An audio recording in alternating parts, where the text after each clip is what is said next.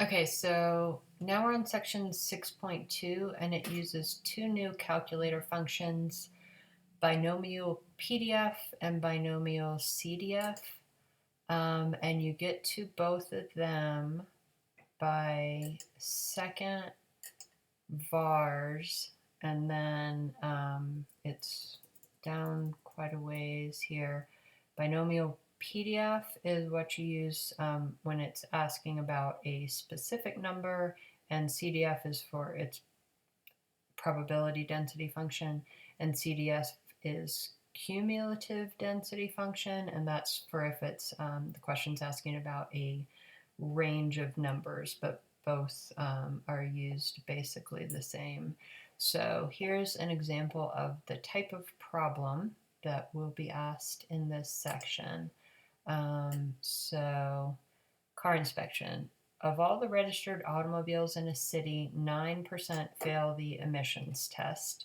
11 automobiles are selected at random to undergo an emissions test. Round the answers to 4 decimal places. And the first one's asking for the probability that exactly 3 of them failed the test. The trials is the total number of whatever it is that you're looking for here. In this case, it's 11 automobiles. So we're going to put 11 in here. P is whatever percent is going on here. In this case, it's 9% failed the emissions test, but it wants it in decimal form, not in percent form. So 0.09 for that. And then the x value is the one that's going to change for the different parts of each problem. So probability that exactly 3 of them fail the test. This one is binomial PDF rather than CDF because it's asking about exactly 3 of them. In the other ones, it's going to be a fewer than, more than, so it's a group, and that for those we'll be using CDF. But for a keyword like exactly 3, that's how you know to use binomial PDF, and then the x value is 3. And then this one, instead of calculate, it has paste. And so you do that and it shows up in this form. If anybody has an older calculator, or it's the TI-83, I think, it still has the binomial PDF function, but it doesn't have the little wizard thing that asks for the different ones. So in that case, you need to know what order to put them in. And so it's first the trials, and then the probability, and then the x value. And it would go in just like that in the parentheses. So it's just not as user friendly, but still gives you the same answer. And then in these, you then have to hit enter again, and it'll give you your answer right here. So that's if it's asking for exactly some number of things out of the total. If it's something like this that says fewer than 3, then still second vars and down here, and this time we're going to go to binomial CDF for cumulative density function. Again, it asks for trials in P, and those are going to be the same, 11 and 0.09. For the x value, for all the CDF ones though, there's a process you need to go through first to figure out what number to put in there, because sometimes it's the number they give you, 3 in this case, and sometimes it is a different number. And what you have to look at is whether the number they give you is included in the group that they're interested in.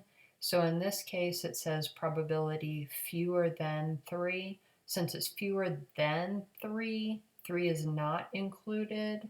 And so your x value is 2, because you're interested in 0, 1, and 2, but not in actually 3. And so then after that's the same, paste, hit enter again, and it gives you your result right here. If it asks for, if this had said the probability that 3 or fewer fail the test, then we would have put 3 in there instead of 2. So that you just have to look at the wording for any of the fewer than. Then you've got the more than, and again with the more than you have to figure out if it's included or not, but then there's another step because the calculator only has the ability to calculate a fewer than, so you have to do it indirectly. So then it is second vars, and it's still binomial CDF. Trials are still 11, P is still 0.09. We need to figure out our X value, and now it says probability that more than 2 fail the test. So more than 2 is 3 or more, but since it can only calculate or less, we have to calculate 2 or fewer. So actually our X value in this case, just coincidentally, is going to stay the same. Whoops, lost my page there.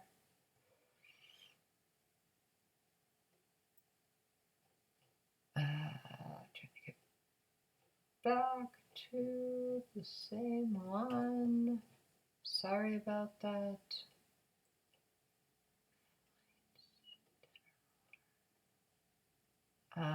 Here we go. Sorry about that. Okay, so just by chance, we still want the 2 here. But this is giving us the probability that 2 or fewer fail the test, and we want more than 2. And but since all the probabilities together are always going to add to 1, then we would take the number that we have here and say 1 minus, and now in this case we can actually arrow up, grab the number, hit enter again, and then in this case this will give us our actual answer to the problem.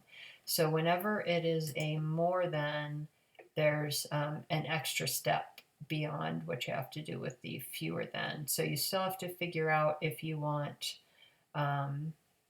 2 or if you want 1 in this case. And then you have to, whatever value you get there, you have to subtract it from 1 to get your final answer.